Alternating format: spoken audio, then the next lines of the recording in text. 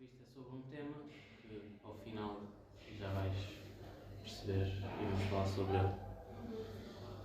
Nós na revista temos um pouco de tudo. Temos design, este rapaz é de design de comunicação e fez um projeto em que misturou a ideia de bordados portugueses com cartas de jogar cartas normais e volumes. Este rapaz pinta primeiro ano. Mas eles têm fotos todas deles bonitas, eu não tenho nada. Nós já tiramos uma foto bonita. Pronto, rapaz da Madeira, salvo erro. Ele pinta. Isso é pintura. É pintura, sim. Ele é daqui? É de primeiro ano. Não conheço. Esta rapariga é de escultura, faz estas coisas, isto é gesso. É gira. Pronto. Este é o Gustavo, arte multimédia de segundo ano. Faz assim tipo fotografias a preto e branco. Esta é analógica. Esta não sei se é analógica ou se é digital, mas Está muito fixe. ele cria assim este tipo de imagens um bocado mais densas. Outra rapariga de pintura de primeiro ano.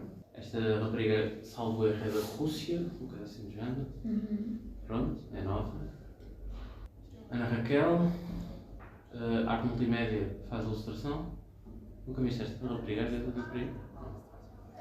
Faz ilustração, meti um bocado das duas, apesar de eu achar esta mais bonita.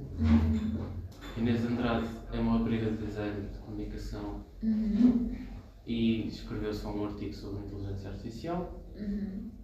Não, isto aqui. Tiago Inácio, arte multimédia.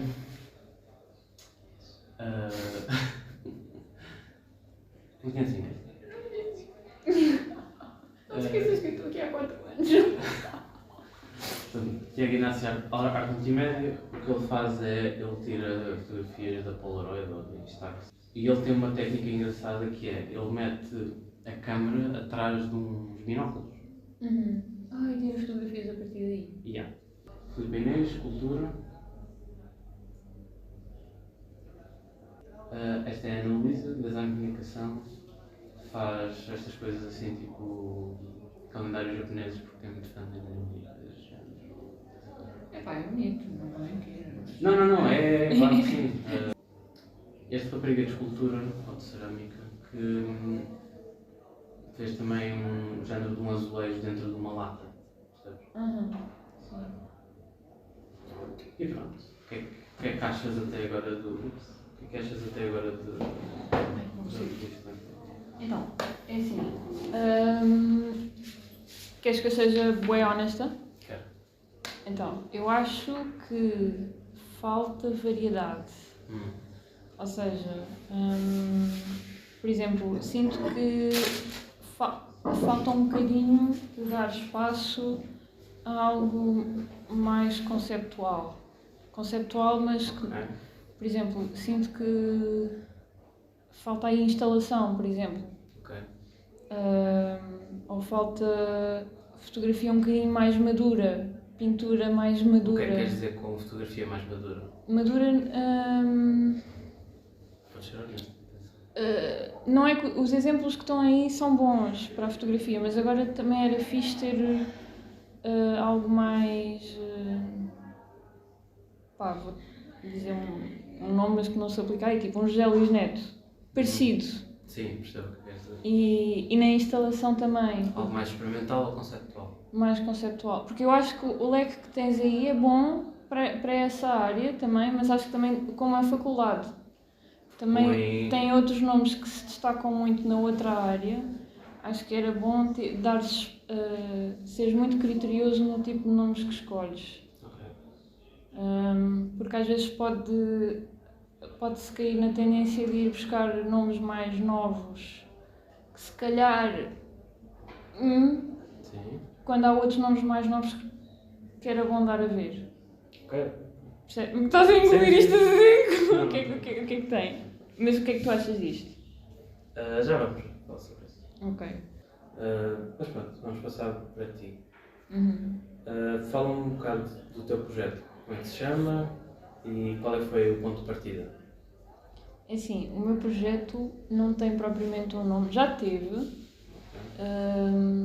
mas eu optei por abandonar a ideia de um nome, porque eu acho que me estava a aprender muito. Ele partia de uma ideia sobre a melancolia e eu, na altura, dei o nome de bilis negra, que era... Antigamente dizia-se que a bilis negra estava associada a uma doença que invadia as pessoas e que originava a melancolia, mais conhecido como depressão. Mas eu depois tentei distanciar-me um bocadinho disso e focar-me literalmente nas imagens que estava a fazer. E ao longo dos tempos tenho percebido que aquilo que eu procuro nas imagens que pinto, na verdade, nem sequer é uma procura, é uma constatação de para onde é que o meu olhar caminha, sempre. É sempre para uma aproximação, é sempre para pequenos detalhes e é sempre quase assombrado por algum tipo de ideia de morte ou de efemeridade. Eu tive uma pessoa na minha vida que era uma tia-avó, que em vida o contacto que ela teve comigo não foi assim tão marcante, porque eu era muito nova e acho que não me lembrava, mas o que ela me deixou assim que morreu criou uma memória, primeiro dela, que eu nunca tive, mas que fui aprender e perceber quem é que ela era, que tipo de pessoa é que ela era, que pessoa é que estava diante de mim e que eu não conhecia. E acabei por conhecer também os próprios fascínios dela, que, querendo ou não, moldaram os meus. Essa minha tia tinha um fascínio enorme pela morte, desde colecionar os obituários dos jornais dos namorados, fotografar os caixões de familiares ou de outras pessoas queridas, fotografar as campas. Mas isso dava-lhe prazer? Era por uma opção de registro, não era prazer. Acho que era uma angústia que ela própria tinha com a morte. De memória, quase. Sim, mas era de... eu não posso esquecer que isto aconteceu. Ela até guardava as chaves dos caixões, das campas, tudo, cartas. E tudo muito arquivado, um bocadinho disperso, mas ela guardava realmente tudo. E esses arquivos chegaram a mim. Esses baús com todas essas pessoas, com todos esses pertences, chegaram a mim. E foi isso, tudo isso coincidiu com a altura em que eu comecei a pintar. Então isso marcou o início do meu olhar para querer fazer imagens, foi olhar para as imagens dela, para as obsessões dela. E eu própria fiquei obcecada com isso. Se calhar obcecada é uma palavra um bocadinho forte, mas porque eu não tenho uma obsessão em colecionar os obituários das pessoas, mas é intrigante é perceber como é que alguém sentiu necessidade de o fazer. E a minha tia acabou por ser esse mistério no meu trabalho. É como se fosse um fantasma, é uma entidade que paira sempre no meu trabalho e que depois foi ganhando forma de diversas maneiras. E as imagens que eu pinto são sempre a partir de imagens dela, pelo menos as imagens monocromáticas, porque depois tenho um projeto paralelo que já não é monocromático, em que a minha tia já não está tão relacionada. Mas o projeto que me acompanha sempre e sinto que diz tudo do meu interesse, parte dessa comoção que eu sinto quando olho para as imagens dela, que são imagens banais, que uma pessoa poderia deitar fora, poderia não dar importância, mas eu dou porque tem ali uma mão que parece que está a fazer uma coisa, tem outra mão que parece outro gesto, tem um rosto meio distorcido e isso interessa-me. Então o meu projeto também surge desse meu fascínio pela fotografia. E tanto que todas as leituras, todas as investigações que eu faço são sobre fotografia. E eu às vezes pergunto-me se é tudo sobre fotografia, porque é que eu pinto, porque é que eu não fotografo. Ainda não sei responder a isso. Tive alguém que me disse que no mundo existem dois tipos de olhar. O olhar americano e o olhar japonês. O olhar americano é um olhar que procura a grandeza, a amplitude. E o olhar japonês é encontrar um mundo inteiro nas coisas pequenas. É numa pedra tu conseguires descobrir um mundo imenso ali. E eu sinto que o meu olhar é mais japonês. Há bocado estavas a falar das obras que eu te mostrei. Por isso também queria perguntar em relação a isso, mas também em relação a ti. Para ti, qual é que é o valor de uma obra? O que crees que dá valor à obra? É a obra em si ou será que é apenas a composição e a ideia ou há algo mais? Isso é uma discussão muito grande, porque há quem defenda que a obra deve valer por si só, que não deve ter nenhum tipo de explicação. Há quem defenda que uma obra com alguma explicação pode potenciar o seu valor. A minha resposta ainda não é concreta, mas a verdade é que eu trabalho com a intimidade e eu sempre valorizei a intimidade nos trabalhos, conhecer a intimidade das pessoas, conhecer o que é que as motiva ou conhecer histórias. Tive uma professora que escreveu um livro que diz que a pintura é o visível das histórias invisíveis. Era esse o título do livro. E essa frase sempre ficou na minha cabeça, porque eu sempre tive curiosidade no invisível.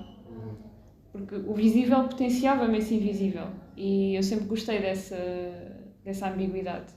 E com o invisível tu queres dizer o quê? O que não é materialista? O sentimento, o espírito? Sim. Okay. No fundo a imagem mostra uma coisa, mas a história pode ser outra. Okay. Eu posso-te mostrar um retrato e de repente aquela criança suicidou-se quando era pequena. E ninguém sabe isso em primeira mão. E esses pequenos detalhes, às vezes eu não gosto que seja assim de mão beijada, porque acho que isso também pode matar ali um bocadinho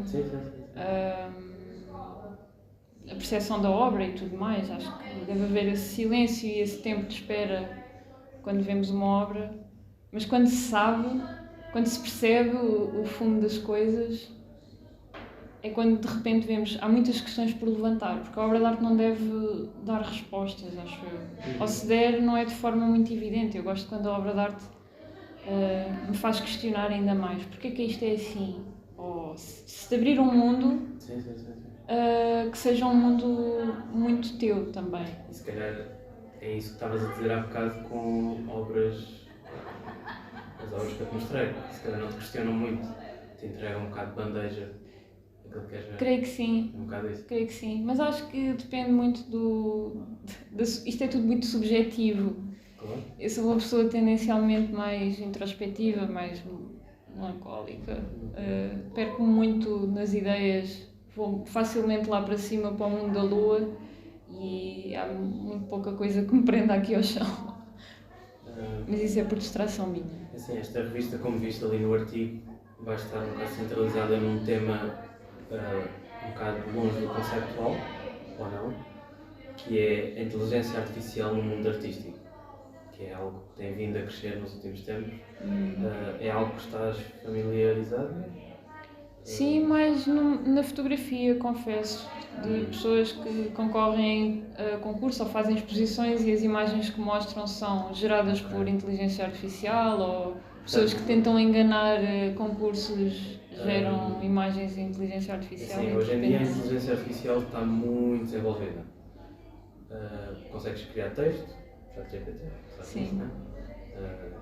Esse sistema de inteligência artificial aprende com o que nós lhe dizemos, mas consegue escrever uma redação sobre um certo tema, consegue escrever um e-mail, e isto temos que pensar que são uma quantidade de números de uns e zeros que te dá uma resposta segundo um comando que tu dás.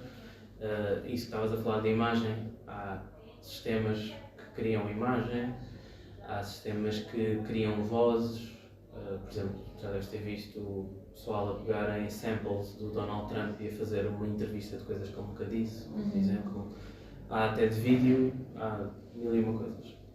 Na tua opinião, a inteligência artificial achas que pode substituir completamente a criatividade humana na produção artística? Ou seja, achas que eles conseguem substituir a produção, por exemplo, de imagens de uma pessoa? Facilmente tudo poderá no futuro ser gerado por inteligência artificial, só porque sim, só porque ela existe. E de repente mais nenhum tipo de imagens poderá ser criado. E o que eu acho que vai acontecer é uma mudança de paradigma, porque hoje em dia a pergunta é: que imagem é verdadeira? Que imagem o que é uma imagem verdadeira? O que é que é uma imagem? Exato, o que é uma imagem verdadeira? Eu tenho a impressão que essa questão no futuro já não vai ser essa, porque já não vai ser relevante. Não se vai dar muita importância a isso. A distorção da realidade vai ser tão vulgar, o engano, talvez, que essa pergunta se calhar já não se coloca, porque as pessoas vão-se de facto socorrer muito facilmente a esse tipo de imagens. Eu não sei o que pensar quanto a isso, mas fico um bocadinho preocupada, apreensiva, claro. Achas que quais é que são os desafios éticos ou morais que estão associados a esta utilização da inteligência artificial, por exemplo, no mundo artístico? Eu acho que acima de tudo é o fazer, porque eu acho que a arte tem sempre uma ligação muito direta com uma manualidade, mesmo que a imagem seja, por exemplo, uma fotografia digital ou um trabalho feito digitalmente, um desenho digital, tudo isso. Há sempre uma manualidade e uma predisposição ao tempo para pensar essa imagem que eu acho que na inteligência artificial já não existe. É o tempo. É que eu acho que a inteligência artificial veio coincidir com uma pressa que nós sentimos de obter as coisas. Porque se calhar tu em 2 minutos tens uma imagem em inteligência artificial, ou menos, e se calhar tu demorarias uma semana a concretizar uma imagem manualmente. Eu acho que veio tudo apressar a própria pressa em que nós já vivemos. Sim. E isso pode não jogar a nosso favor, porque de repente o tempo é desconsiderado e o tempo é o maior veículo da criação artística, seja ela qual for. Então, resumindo, achas que a inteligência artificial nunca vai substituir o artista? Tenho alguma reticência em chamar essas pessoas de artistas. Ok. Não sei, se calhar se o conceito... Lá está, é que agora tudo pode ser tudo, nada pode ser tudo. É um bocadinho difícil falar sobre este tema. Eu sou um bocadinho old school. Acho que diria que não. Não substitui. Aqui concluímos algumas coisas engraçadas, que é aquilo que eu te mostrei da revista, tudo, os nomes, as histórias das pessoas, as fotos das pessoas e as obras das pessoas foram tudo inteligência artificial. Nenhuma daquelas pessoas existe. Ai, por isso é que eu não conhecia ninguém. Não conhecia ninguém. Mas aqui acho que tem uma camada boa, que é aquilo que tu dizeres logo ao início, que parecia que não havia muito conceito, não havia muita entrega nestas obras que eu te mostrei, certo?